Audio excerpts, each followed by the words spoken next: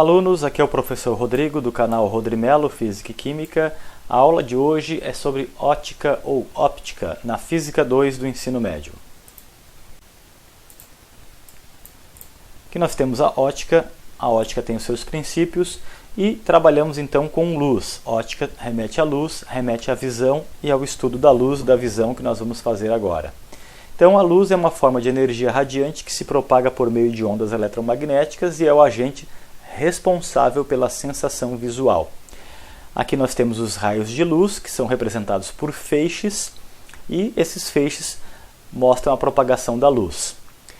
A luz propagada forma uma imagem no nosso cérebro, então quando vemos algum objeto, estamos na verdade vendo a luz que ele está refletindo.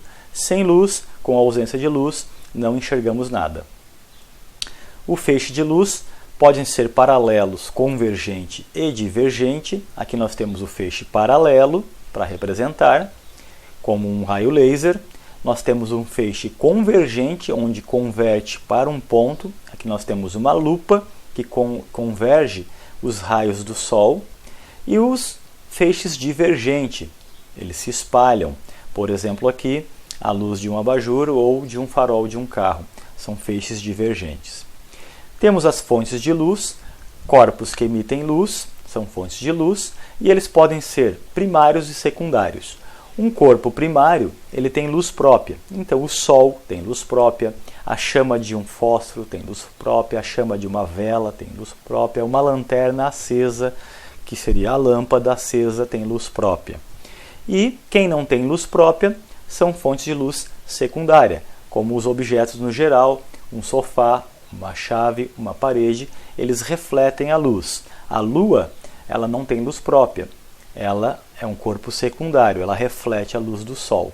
O Sol, sim, tem luz própria. Os meios podem ser chamados de transparentes, translúcidos e opacos. Então, um meio transparente permite a passagem da luz e você tem uma visualização nítida de uma imagem, como um vidro transparente. Já um translúcido permite que a luz passe, mas não totalmente, então não permite uma visualização total dessa imagem. Uma cortina, um papel vegetal, uma película de carro, em que passa parcialmente a luz, ou um vidro trabalhado também. E o meio é opaco quando não permite a luz atravessá-lo, então você não vê a imagem através desse meio, por exemplo, uma parede não permite vê-la através dela, ou uma porta de madeira. Isso são objetos opacos. Dentro da óptica, nós temos os princípios. E o primeiro princípio é o princípio da propagação retilínea da luz. Nos meios homogêneos e transparentes, a luz se propaga em linha reta. Então, eu quero que vocês coloquem no seu caderno os meios translúcido, transparente e opaco, e também os princípios. O primeiro princípio é a propagação retilínea. A luz anda em linha reta. Isso explica, então, a visão, explica, por exemplo, uma câmara escura, que é semelhante a uma máquina fotográfica, onde uma pessoa está em pé, de frente a uma câmara escura, que tem um pequeno orifício por onde a luz entra. Essa luz tem que andar em linha reta, e por isso que a imagem dessa pessoa aparece lá dentro da câmara escura ou da máquina fotográfica de cabeça para baixo. A imagem aparece invertida. Devido à propagação retilínea, temos o eclipse lunar e solar. Aqui nós temos o eclipse lunar e aqui nós temos o eclipse solar, onde a Lua fica entre a Terra e o Sol. Aqui nós temos a Lua, e a Lua fará uma sombra numa certa região da Terra, e nessa região mais escura é onde vai ser a região do eclipse, mas isso é porque a luz anda em linha reta, está dentro do primeiro princípio. E o segundo princípio é o princípio da independência dos raios luminosos. Quando a luz se propaga em um meio, cada raio é independente um do outro. Então aqui nós temos raios de diferentes cores, que quando se cruzam, um não dá importância para o outro, segue o seu destino normalmente. Aqui nós temos um raio vermelho e um raio azul. Um não briga por espaço com o outro, os dois se cruzam tranquilamente, são independentes. E o terceiro princípio é o princípio da reversibilidade dos raios. Quando um raio de luz segue um percurso, ele pode fazer o percurso inverso. Por exemplo, um raio de luz que bate numa parede ou num espelho, ele retorna.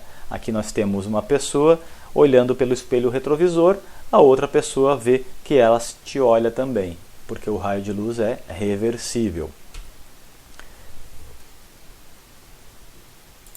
No estudo da luz, nós temos as cores, e as cores, uma única cor é chamada de monocromática e várias cores são policromáticas. Todas as cores juntas vão formar o branco. As cores do arco-íris juntamente também formarão o branco.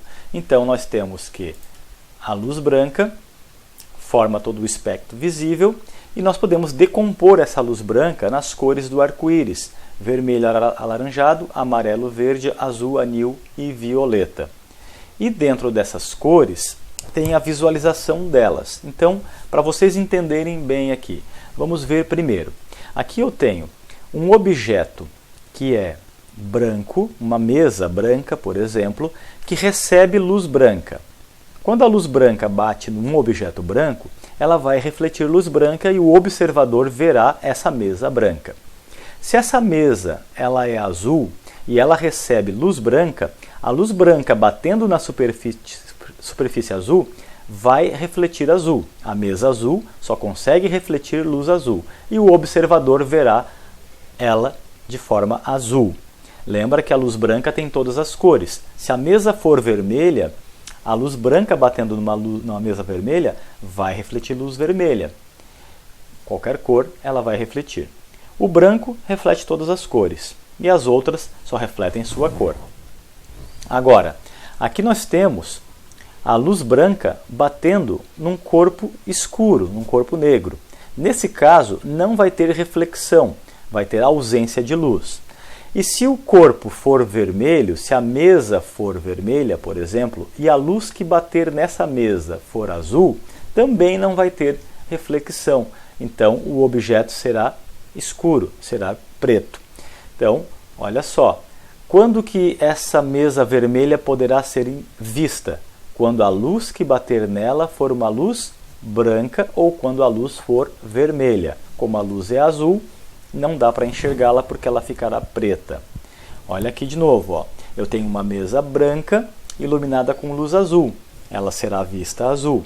Eu tenho uma mesa verde iluminada com luz branca. Ela será verde. Agora, se você colocasse luz azul aqui em cima dessa mesa verde, não teria como enxergar essa mesa porque ela vai ficar preta. É isso a questão das cores. Lembra que o branco reflete todas as cores e as outras cores somente a sua. Se ele não consegue refletir, ele fica preto. Vou fazer mais uma analogia aqui. Lá nas portas da sala de aula da nossa escola, as portas são vermelhas. A gente enxerga a porta vermelha porque a luz é branca. Quando bate na porta vermelha, reflete luz vermelha. Se nós trocássemos a luz da sala de aula por luz vermelha, a luz vermelha batendo na porta, ainda enxergaríamos vermelho, porque a porta consegue refletir vermelho. Agora, se nós colocarmos luz azul na sala de aula, a luz azul batendo na porta, enxergaríamos a porta preta, porque a porta, por natureza ser vermelha, só reflete luz vermelha. E a luz da sala de aula nesse momento é azul, ela não consegue refletir, por isso ela fica escura, ficará preta. Também temos aqui na ótica a velocidade da luz, e ela já foi calculada, e o valor próximo dessa velocidade da luz é na ordem de 300 mil km por segundo.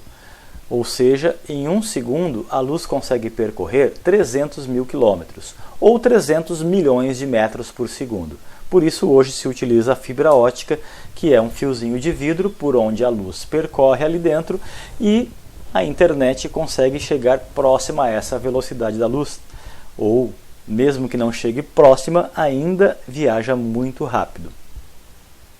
Mas lembre, em um segundo a luz vai viajar 300 mil quilômetros. É muito rápido. Nesse caso, os astrônomos utilizam uma unidade de comprimento chamado ano-luz, que é para quando as distâncias são muito grandes, distância entre planetas, entre estrelas, entre galáxias, no universo todo. Então, por definição, o ano-luz é a distância percorrida pela luz em um ano. Distância percorrida pela luz em um ano. Lembrem de anotar no caderno de vocês algumas observações aí. Essa distância que a luz percorre em um ano é chamado de ano-luz. E quanto vale essa distância? Bom, se num ano nós temos 365 dias, em um dia nós temos 24 horas, em uma hora nós temos 3.600 segundos, nós temos que observar o seguinte: quantos segundos tem em um ano? Fazendo a multiplicação dos dias, das horas, dos minutos e dos segundos, vezes a velocidade da luz, que é de 300.000 quilômetros por segundo, nós vamos chegar a um número que diz que um ano-luz equivale a 9 trilhões e 500 bilhões de quilômetros aproximadamente. Ou, em notação científica, um ano-luz equivale a 9,5 vezes 10 na 12 quilômetros. Então, se uma estrela está a 10 anos-luz da Terra, a luz dessa estrela demora 10 anos, em tempo, 10 anos para chegar aqui. E em distância, se a cada um ano-luz é 9,5, em 10 anos dará 95 trilhões de quilômetros. É só fazer a multiplicação. Se um exercício disser que um planeta está a 100 anos-luz da Terra, qual é a distância desse planeta até a Terra? É você pegar o 100 e multiplicar por esse 9,5 vezes 10 na 12. Agora, se ele perguntar que um planeta está a 100 anos-luz da Terra, quanto tempo a luz demora para percorrer essa distância? Vai demorar 100 anos porque ela viaja na velocidade da luz.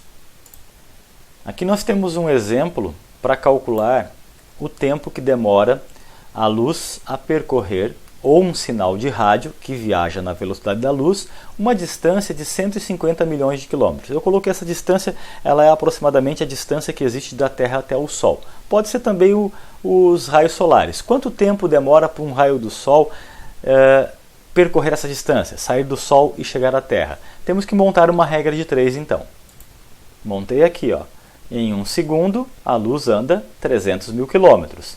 Em quantos segundos x ela vai percorrer 150 milhões de quilômetros? Vamos resolver a regra de 3 e ver quantos segundos isso dá. E aí nós chegamos a um valor de 150 milhões dividido por 300.000, 500 segundos. A luz do Sol demora 500 segundos para chegar na Terra, ou, nesse meu exemplo, um sinal de rádio demoraria 500 segundos para percorrer essa distância. Isso dá mais ou menos 8 minutos no tempo, que é o 500 segundos. Mas é só montar a regra de 3. Com a luz, nós também podemos fazer uma medição, que é calcular a altura de um objeto através da sombra desse objeto num mesmo horário. Não pode ser horários diferentes. Então, no mesmo horário do dia, nós temos a luz do Sol fazendo uma sombra num prédio. E aqui já foi medido a sombra do prédio, 30 metros. No mesmo momento, uma pessoa está ali do lado do prédio e a sombra da pessoa tem 2 metros. Como a gente sabe a altura da pessoa, que é 1,5 m, 1,8 m, a gente pode calcular a altura do prédio, fazendo uma relação. Altura H, sombra S, altura H, sombra S. E aí a gente substitui aqui os valores e descobre a altura do prédio. Você pode fazer isso em casa, usando um cabo de vassoura, comparando com a parede da sua casa ou um poste da rua. Você pode calcular a altura do poste medindo a sombra no chão, medindo a altura de um cabo de vassoura e a sombra do cabo de vassoura. Faz uma relação matemática, que são 2 triângulos, e você encontra a altura do poste. Aqui eu vou encontrar a altura do prédio.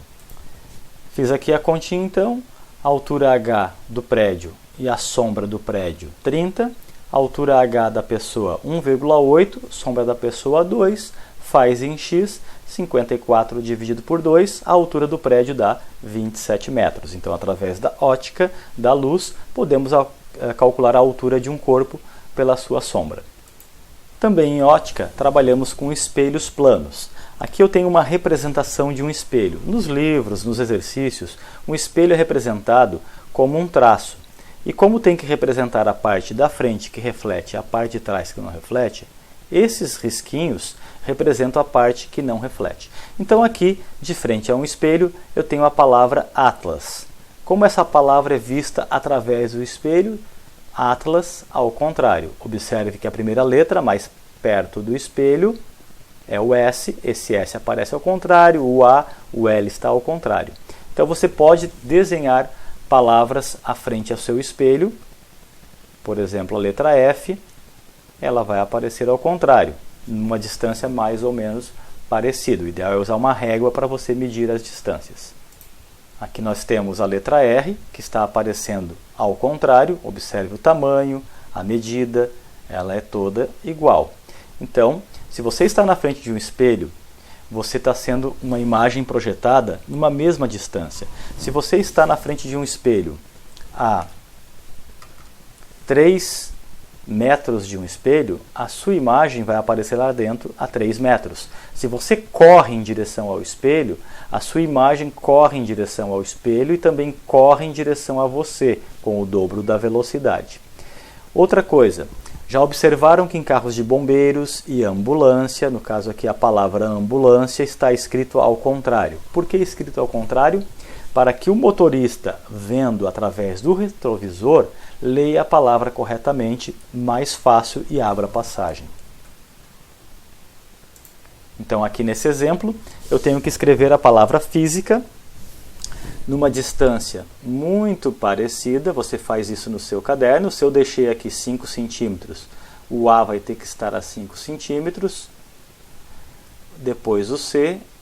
A beleza da letra eu não levo muito em consideração, mas e sim o formato. Olha que o S fica ao contrário, o I com o acento e o F ao contrário. Isso tem que aparecer na frente do espelho. Física. E para concluirmos aqui, nós podemos calcular um número de imagens entre 2 espelhos planos. Aqui eu tenho 2 espelhos planos que estão dispostos formando um certo ângulo. Se eu coloco entre esses 2 espelhos planos um objeto, e aqui é essa bonequinha, quantas imagens aparecem dentro do espelho? Observem que aqui tem 1, 2, 3 imagens. Aqui é o objeto, não conta. Então, desse objeto, nós temos 3 imagens. Que ângulo que tem aqui? Então, se eu quero calcular o ângulo, eu vou botar no N o meu número de imagem. N, número de imagem. Então, eu vou colocar que são 3. 360, o ângulo é o alfa, menos 1. Eu quero saber qual é o ângulo. Eu vou jogar esse 1 para o outro lado. Então, fica 3 mais 1 igual a 360 sobre alfa. Isso ficará 4 igual, ou melhor, ficará 4 alfa igual a 360. Então, ficará 4 alfa igual a 360, 360 dividido por 4, isso dará 90 graus. Então, o ângulo aqui, ó, entre os 2 espelhos é um ângulo de 90 graus. Mas, nesse exemplo, eu vou calcular com vocês o contrário. Ó. Eu tenho 2 espelhos e agora, entre os 2 espelhos, o ângulo aqui é 45 graus. Se eu colocar um objeto aqui no meio, quantas imagens eu vou ter? Então, N... Aqui fica 360 dividido por 45 menos 1. Aqui primeiro eu vou dividir. 360 por 45 dará 8. Menos 1 vai me dar um N igual a 7 imagens. Então, são 2 exercícios, um ao contrário do outro.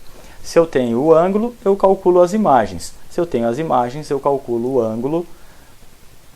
Isso é o número de imagem. Sei que o assunto é extenso, tentei ser o mais breve possível. Vocês podem rever a videoaula quantas vezes achar necessário. Entre em contato com o professor, anote os exemplos no caderno de vocês. Na próxima aula vamos estar trabalhando com uma lista de exercícios. Um abraço, bons estudos!